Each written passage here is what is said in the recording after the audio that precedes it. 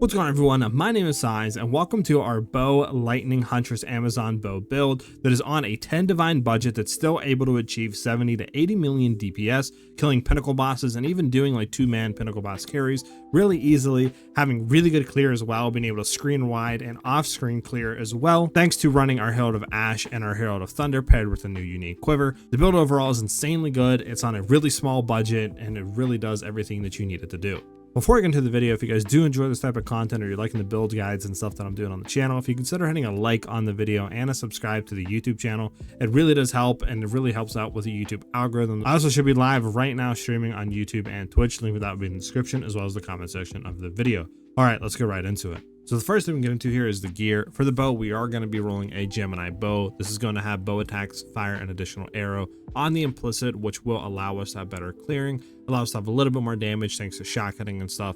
So that's really good there. From there, we want to look for high accuracy rating and crit damage bonus on it. This is going to give us the most DPS. After we look for that, if we can try to look for like high fizz, maybe even high lightning damage, crit chance is another really good roll for DPS. All that is going to make us do a lot more damage. And this bow that you're currently seeing, I only spent about like a div, 2 divs, something like that, I forget, in that range to buy this bow. It wasn't really that expensive, and there was multiple other ones on the market that were pretty similar to this for only about 1 to 3 divs. So you can get a pretty good cheap bow. This is basically what we're looking for on a bow. For the quiver, we are running the Cardio's Gambit Prime quiver. This is a unique one that allows each arrow fire to be one of each different arrow, so either crescendo, splinter, reversing, etc. So what these do is they do different effects. So crescendo allows us to chain 6 times and do increased damage for each chain. Splinter allows us to split towards 6 different targets. Reversing will pierce all targets and come back. Diamond is guaranteed crits with increased crit damage bonus. Covetous is 600% increased rarity if we killed the enemy with it, and Blunt is 600% increased stun buildup. So this is really good for clearing because, you know, Crescendo, Splinter, all that allow us to have a lot of really good clear, especially going with Diamond for a little bit damage. And then Covetous is super nice for that increased rarity when mapping and stuff. So we don't really need a rare quiver. We can run this unique one and be able to do pretty much all content. And if you're trying to super juice DPS, you could look for a rare one, but it's not needed. For our helmet, we're still running the Deepest Tower, Spiritborn Crown. This is a really good helmet. It's going to give us a lot of DPS. Basically, anything in this green circle will count as being on the life. This is going to allow us to achieve a lot of DPS from the tree, like, increased damage against enemies on the life, lucky hits, etc. This is super useful for juicing the DPS that we do.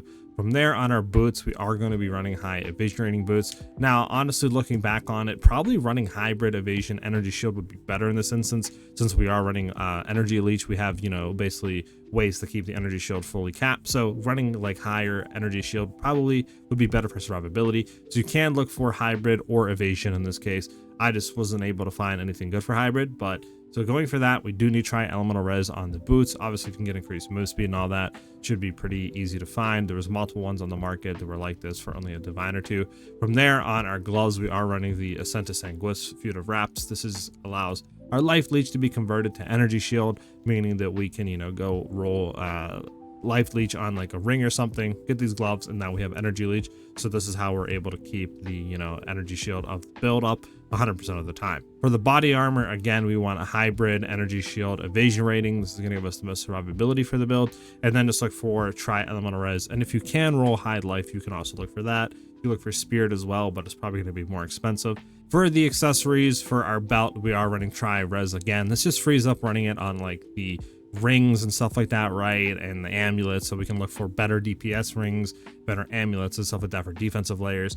So since we can't like afford a headhunt or anything like that, and I wanted to keep the budget of the build around 10 divs or less, running a utility belt with reses definitely opened up more possibilities for us. So that's what we wanted to go roll. And then obviously utility is probably the best here, and if you can roll high life, look for that as well. For the rings on one of them, we do want to try to get dexterity and intelligence. This is basically going to free up a good amount of stuff and allow us to get to the attribute threshold we need to run everything. Obviously, pearl ring is probably one of the worst bases we can get. Like breach is probably the best. If you do need some resistances, you could look for like ruby, sapphire, etc. But obviously, look on the market, get the best one you can. Don't really worry about bases since we're looking on a budget.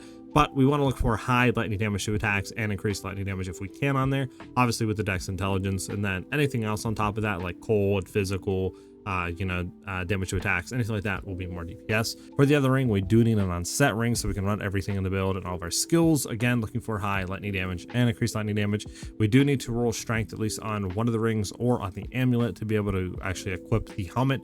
So look for that as well. And then if you need any more reses, sure, but make sure also that you get life leech. So this way we can actually get that converted into energy shield.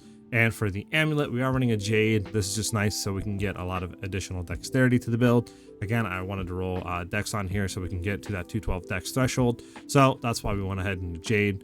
We'll go ahead and look as well for plus level projectile skills. This is probably the most DPS you can get for a single modifier on their amulet.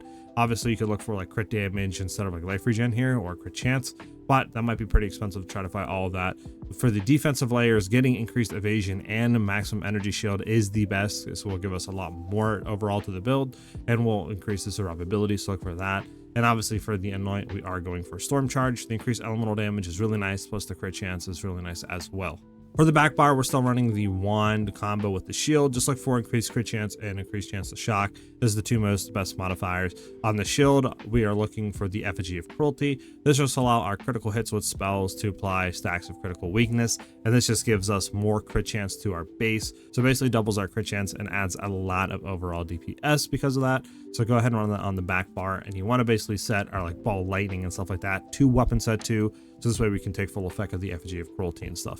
Now we can go to the gems. So for lightning arrow, highest level with quality if we can. We're going to be running martial tempo for more attack speed. We're going to be running deliberation when we're doing like bossing and stuff, because this will give us a lot more damage. But for clearing, the movement speed penalty is really annoying. So for clearing and stuff, and when we're not bossing, we'll swap this out and we'll throw in overextend. Then we'll have pinpoint critical in here for more crit chance. Lightning infusion have way more lightning damage overall to the build since we don't really have any cold or fire. Then primal armament to have even more weapon elemental damage. For lightning rod, we want a highest level with quality as well, with concentrated effects for more area damage. When we're bossing, we will throw in overextend and put deliberation back on lightning arrow. Then we'll be having close combat on our lightning rods, have more DPS since we're going to be within that 1 meter range. Then we're going to be going elemental focus for more elemental damage on the skill. And finally execute for 50% more damage with hits against enemies that are on low life. Since we are always counting bosses and stuff like that on the life with the deepest tower, this is just 50% more damage, which is huge for lightning rod. Then we're going to be running barrage. You can have this pretty much any level with quality. We're going to be running premeditation on here to have more damage with skills empowered by it. We're going to have ingenuity for less cooldown of it, second wind for less cooldown recovery rate, but we can have 2 uses of it now, which is really nice. Arcane Tempo to have more cast speed on the skill, and then finally Murderous Intent to have Calling Strike. This just allows us to basically go in, use it to lay rods down for 15% more damage. And then since we're using Tornado Shot and stuff, when a boss comes up, we can barrage with, like Lightning Arrow to kind of shoot multiple times into that Tornado Shot to basically have a really nice shotgun effect to have a lot of nice burst DPS to the build. Then we're going to have connectivity to lower lightning resistances, highest level basically going up to whatever intelligence you can support the skill with quality. Then we're running Cursed Ground to turn it into like an AoE skill, like a duration base. So if they're just inside of the AoE, they'll get cursed. Then we're going Heightened Curse to have increased the magnitude of it, so it'll lower the lightning resistances even further. And then finally Ritualistic Curse for an increased area of effect of it. Then we're going Voltaic Mark. Level doesn't matter here, just with quality, so this way we can increase the magnitude of shock we inflict on enemies. Then we have Tornado Shot. Again, this is our main thing to generate rage, plus it adds a nice burst DPS since we can kind of shoot our projectiles into it and it'll split more projectiles off of it, so it's a nice shotgunning effect there. So again, highest level with quality. We have Overabundance to have a +1 limit to it, so we can have 2 tornadoes instead of 1. Persistence have more the skill effect duration of it, so it lasts longer. Bond of Rage, so we can generate rage, which means we get even more damage. And then finally Font of Mana, just to have a little bit more mana regen. Then we get into Wind Dancer. This is really nice for survivability. Level really doesn't matter here, just throw quality onto it. This basically gives us more evasion rating per stage, 10%. So this way we have 30% more evasion rating, which is really nice. Then we're supporting Wind Dancer with Unbreakable to have a more stun threshold and stuff like that. We go Energy Barriers this way. Our Energy Shield recharge will be beginning immediately whenever we are stunned with using the skill. Charm Bound, just so we can get more charm charges if we pop the skill and it like kills enemies and stuff, which is kind of nice. Then we finally have Arm's Length to have increased knockback distance of Wind Dancer when we actually do proc it. Then we get into Ball Lightning. This is the main applicator of shock, so just go with, whatever level you can up to your int with quality. We're supporting this with conduction for even more chance of shocking, overcharge to have increased magnitude of shocks to inflict, lightning exposures, this way it'll lower the resistances of their lightning res. We are going strip away to have an increased effect of our exposure, and then finally unleash so we can cast multiple of them and not just one. Helps with applying the shock and getting to max stacks of critical weakness, since we do have this on weapon set 2 with our Effigy of Cruelty. For Herald of Thunder, highest level with quality, we're going lightning penetration to have more lightning pen on the skill. Long shot to have more attack damage, since this will be chaining off screen and away from us and stuff, so it's even more damage to the skill. Enervate, this way it'll have more lightning damage when we kill a shocked enemy, and then lightning mastery to have +1 level in here. I don't have the last one in here, just throw whatever, it gives more DPS. You could do whatever, like maiming strike if you want to have maim, you can do pretty much anything here. For Herald of Ash, again, just go up to whatever strength you can with quality. This just allows us to basically kill an enemy, they'll explode, doing percentage of the overkill damage as basic knight, and we don't need any fire damage to proc the skill. It just goes off overkill, which means any damage we do that exceeds the health of an enemy. So if they have 5 HP remaining and we do 60 damage, then we'll have that overkill damage proc, Herald of Ash and stuff. So it's really nice for clearing. We're going to magnified effect to have more area of effect on it. Swift Affliction, so this way the ignite will burn and do damage quicker. Fire Mastery to +1 level into the skill, and then finally Precision, so we can get increased accuracy rating to have more overall crit chance to the build. And that pretty much covers it for the gems.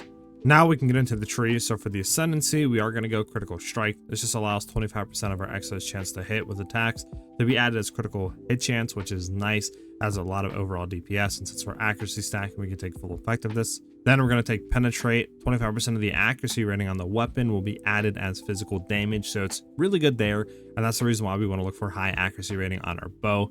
We're going to be taking Predatory Instinct. 50% more damage against enemies with open weaknesses is huge and allows a lot more DPS when bossing. Then for our last 2 points, we are taking Mystic Harvest. This just allows our life leech to be based on elemental damage as well as physical. Normally it's just physical, so this just means we're going to get a lot more life leech back, which is really nice since we have a lot of lightning damage. For the tree, we're going to start by going into Primal Instinct. The increased attack speed and dex is nice. Eagle Eye for the increased accuracy rating. We'll be coming down here, branching off and going down into all these damage, basically increased damage with hits against enemies on the life. Stars Line is lucky hits against enemies on the life and stuff, which adds a lot of overall DPS. From there, we're going to come back and go with weapon set 1 points into Precision Salvo, which is increased projectile, attack speed, accuracy. All that stuff is really nice for the build. From there, we're going to go 2 points in Escape Velocity for the increased evasion rating. We're going to be coming down and taking the right side, going into Cooked for the increased critical damage bonus that it gives, which is huge for DPS. I'll go into the jewels, by the way, after the tree is done. We're going to be taking Catalyst for the increased elemental damage with attacks. Going with weapon set 1 point and Stand Deliver for the increased crit damage bonus and projectile damage is really nice for the build. Since we have a lot of overall crit chance, that means just a lot of overall increased damage. With weapon set 2 points, we're going to be going into Frazzled and Rattled.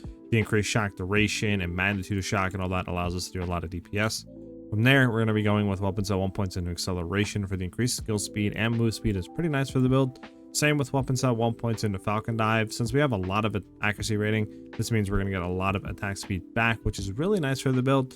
And then finally, we'll be coming down and taking the jewel slot down here. Again, I'll get into the jewels after we get done with the tree. From there, we're going to be coming up and taking Coming Calamity. Since we have obviously Herald of Thunder and stuff, that's 50% increased lightning damage, which is huge for the build. It definitely adds a lot of DPS.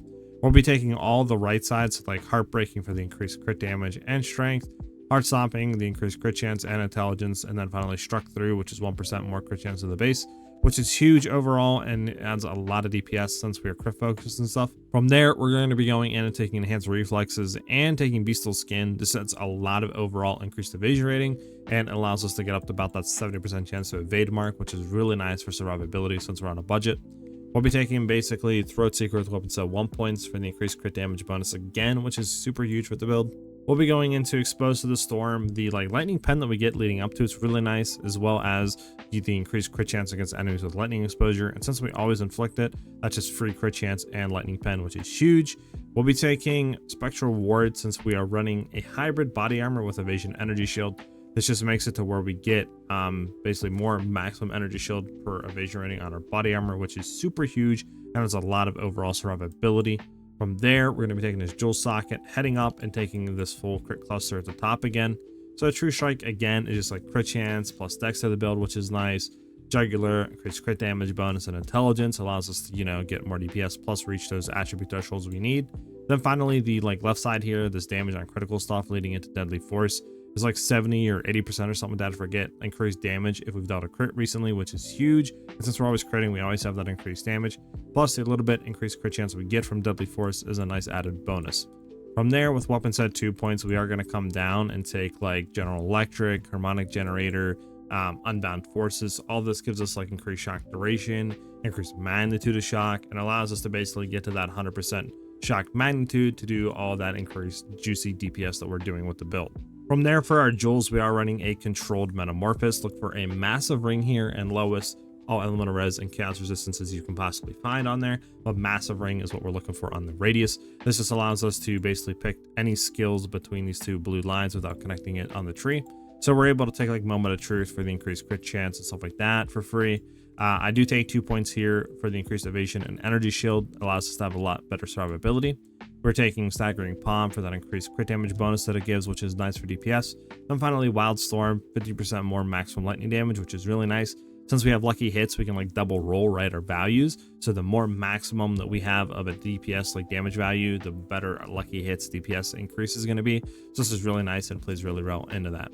For the next one, we are running a Megalomaniac Diamond. I just wanted to get one with serrated edges because that increased attack damage plus crit chance is really nice for the build. It allows a lot more burst DPS to it, but you could look for like anything else, right? Like serrated's good. Overwhelming Strike is good to like roll on it, right? Stuff like that. You could even look for defensive layers if you wanted to, right? Like Patient Barrier for more energy shield wouldn't be bad. Stuff like that you could look, but I wanted just to roll serrated edges on it, so that's what I did there. For the other one, we are just running a like rare emerald, get crit chance to attacks and crit damage bonus. If you can roll anything else on there, like projectile damage, lightning damage, you know, damage with bows, increased damage against rare unique enemies, like anything like that will be increased damage. And since we're on like a budget, we can't afford like a radius here. You know, we can't afford it against the darkness and stuff. So that's why it's a little bit changed for the budget, but you would want to work into those over time. And then finally, the last one we have is a From Nothing Diamond with Unwavering Stance. This adds a lot of overall DPS and allows us basically to come over here with Unwavering Stance and socket anything within this blue circle. So these 3 nodes over here give us a lot of increased damage against enemies on the life, and that's a lot of overall DPS to the build. That pretty much covers it for everything on the build, the gems and tree, gear, all that good stuff, and why we're running everything. Like I said, we're on a 10 div budget. We're able to do like 70, 80 million DPS, do, you know, pinnacle bosses, no problem, 2-man carries, no problem. Able to clear T16 juiced breaches and like, you know, majority, like 99% of all content in the game on a 10 div budget, I think is insane. And this will allow you to grind up the currency and stuff to transition into the 200 million DPS, you know, lightning arrow bow build that we have. As always, if you guys enjoyed the video and you're enjoying the content on the channel, if you consider hitting a like on the video and a subscribe to the YouTube channel, it helps me out immensely and it helps with the YouTube algorithm, and that currently is the best way to support me. I also should be live right now streaming on YouTube and Twitch. The link for that will be in the description as well as the comment section of the video. Hope you guys have a great rest of your day or night, depending on when you're watching the video, and I'll see you guys in the next one. Peace.